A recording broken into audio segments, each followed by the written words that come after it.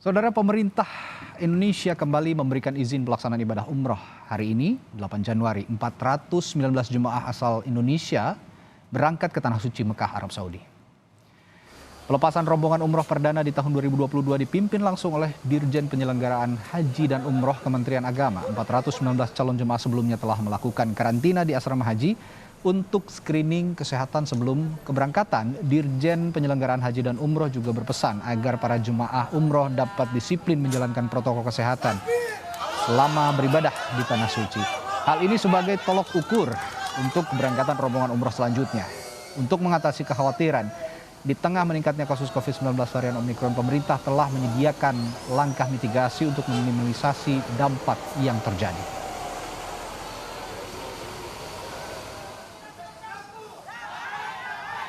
Apa mitigasi yang dipersiapkan untuk para jemaah umroh ini? Kita tanyakan jurnalis Kompas TV Agi Kurniasandi yang saat ini berada di Wisma Haji Pondok Gede, Jakarta Timur. Agi, jadi mitigasi apa yang dipersiapkan untuk pemeriksaan dan karantina yang harus dijalani jemaah? Mitigasinya berupa dengan penerapan protokol kesehatan yang harus dilakukan oleh para calon jamaah haji ataupun maksud kami jamaah umroh begitu, yang memang nantinya sebelum ataupun sesudah melakukan ibadah umroh di Tanah Suci ataupun di Mekah. Yang tadi disampaikan oleh Kementerian Agama, yakni menyampaikan bahwa mitigasi tersebut tertuang dalam kebijakan umroh dalam satu pintu yang telah ditetapkan oleh Kementerian Agama, di mana seluruh calon jamaah umroh ini harus berada di asrama haji terlebih dahulu sebelum keberangkatan.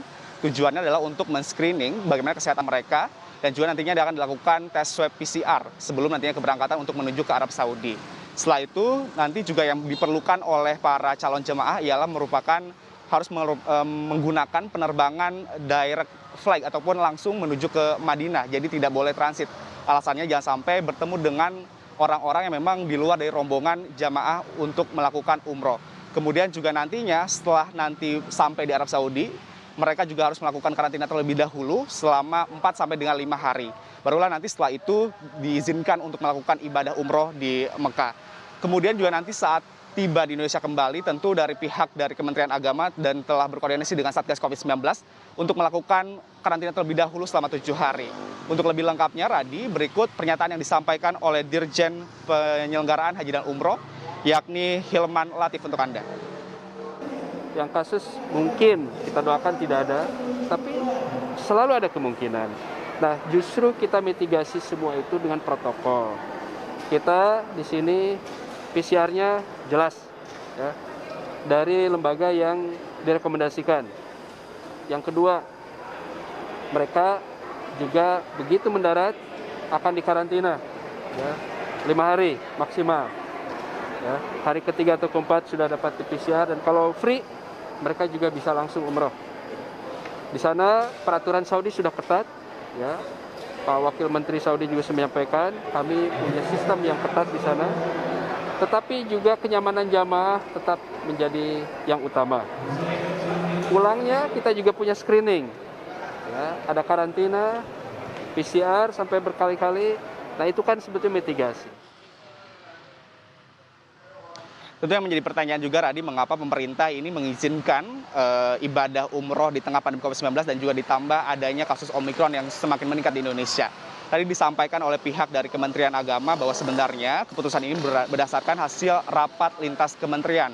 Sehingga yang tadi menjadi keputusan ialah karena pemerintah Indonesia ini tidak ada regulasi ataupun larangan untuk melakukan perjalanan ke luar negeri.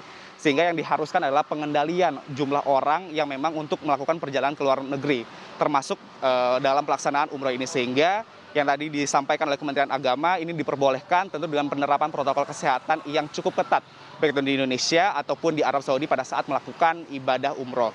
Kemudian juga yang tadi disampaikan ke depannya pemerintah ataupun dalam hal ini adalah Kementerian Agama ini tidak akan menunggu terlebih dahulu kuartal pertama yang hari ini sudah berangkat berjumlah 419 calon jamaah, tetapi juga nantinya untuk kuartal selanjutnya rencananya akan berlangsung pada tanggal 10 Januari dan juga 12 Januari 2022 yang mendatang. Sehingga pemberlakuan yang sama juga diterapkan bagi para calon jamaah umroh untuk melakukan protokol kesehatan agar ibadah ini berjalan dengan lancar, tetapi juga tetap menerapkan protokol kesehatan yang cukup ketat. Radi. Baik, Agi Kurniasandi dari Pondok Gede, Jakarta Timur melaporkan. Terima kasih.